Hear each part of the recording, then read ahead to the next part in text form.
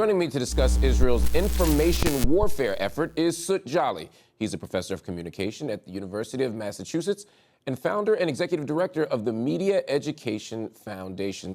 Good to see you. You produced the documentary, The Occupation of the American Mind, in 2016, which highlighted Israel's public relations strategy. And of course, I was a part of that film. This has been called Hasbara. Can you talk about what the Hasbara strategy is and whether or not it's been effective? It's what Israel has been doing since at least 1982.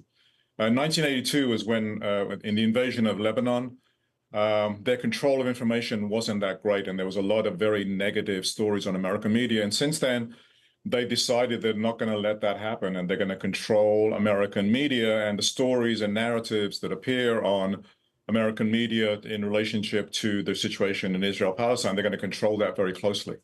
And the overall strategy is called Hasbara. It's a PR propaganda strategy to make sure that the stories that the American public hear come from have the narrative that Israel would like to have. Back in March, Prime Minister Benjamin Netanyahu complained to a high-level meeting of Israeli parliament that the problem with the Hasbara strategy is not just social media, not just other narratives, but he said it's because he was, quote, surrounded by people who can't put two words together in English. Since October 7th, we've seen some very clumsy attempts at propaganda. I'm thinking about the supposed list of Hamas operatives in Al-Shifa hospital. That was just a calendar in Arabic. Amateurish, like digital renditions of a supposed Hamas command center under that same Shifa hospital. How does a government that has cutting-edge technology, a qualitative military edge, all the diplomatic and political power, how are they this incompetent at messaging in the 21st century? Well, I think they have structures that they're used to. They're used to dealing with kind of, this is how we deal with American media. American media are totally under control. But I think October 7th, and this is what they're dealing with, October 7th was such a shock to them. In one sense, it was humiliating. Of course, not in one sense, but it was a humiliating defeat where, the Israeli military was simply overrun. By a few battalions of Hamas, and I think they were in a panic. And I think they're not used to. They simply did not. Simply didn't think that there would be this level of opposition to them. And so when the level of opposition is so great, as it was in this case, and they have to kind of think on the fly, then they do these amateurish things. I mean, but I also want to say, these things become apparent after a while, but when they first happen, there is no questioning of it. And when it first happens, it's like the stories about the beheaded babies. I mean, clearly something that was made up, but it performed its function in the short term, even though in the long term it has been totally debunked. Let's talk about that for a second. I mean, you're right. I mean, after October 7th, there were so many alleged atrocities committed by Hamas that were being reported. And to be sure, war crimes were committed by Hamas. But some of the most egregious claims, like the 40 beheaded babies by Hamas in Kfar Aza, or the idea that they were ripping out the fetuses of pregnant Israeli women, these ideas were later debunked. These horrific claims were illustrated in great detail later to be false, but in the moment, they were accepted wholesale by mainstream corporate media outlets. And CNN, CBS, Fox, I mean, I can go past it. President Biden even said at some point, yeah, I saw the pictures. What role does this kind of complex of media and powerful people co-signing false narratives, how does that influence public opinion? Well, in the short term, I think, again, as you said, I mean, the claims are so outlandish, but what Israel needed to do was to get political space to be able to operate and to essentially, destroy Gaza. And for the first few weeks, that is what they did. There was no opposition because every time anyone raised any opposition, these stories would be brought up. That we're dealing with barbarians, that we're dealing not with civilized people, we're dealing with people, who are not like us. And therefore, you have to take these very, very extreme measures, like flattening the whole of Gaza.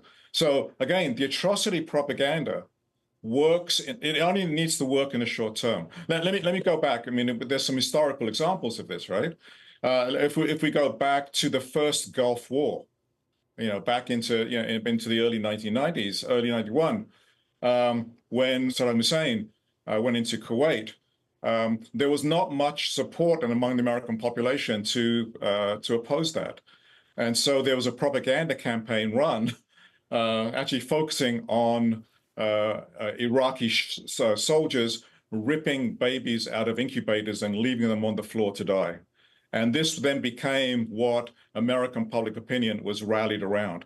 So these atrocity stories, these atrocity fabrications, they have a short-term goal, even though later on they are proved to be false. On the other hand, just this week we've seen video footage from the Tel Sultan refugee camp in Rafah, where a man is screaming in horror, holding up a dead baby whose head had been blown off.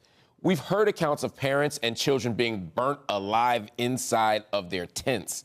And yet, despite the fact that these atrocities have been confirmed, we haven't seen the same media outrage. We haven't seen the same political outrage from the White House or anywhere else in the mainstream. Why are we seeing such a sharp contrast between how a baby or any human being is treated in Israel versus how a baby or any human being is treated in Palestine? And again, I think for that is you just have to look to see what the function of the mainstream media is. The function of the mainstream media when it comes to foreign policy is to tell stories from the viewpoint of our allies. Noam Chomsky, a long time ago in a book with Edward Herman, talked about, he said there are sympathetic victims and unsympathetic victims. And sympathetic victims are the victims that are caused by our enemies. And so whereas unsympathetic victims are the victims that are the people that we've killed, that we're responsible for. And therefore, the beheaded Palestinian babies, they're not like us. They're barbarians. They're Muslim savages, and therefore we don't have to think about them in the same way.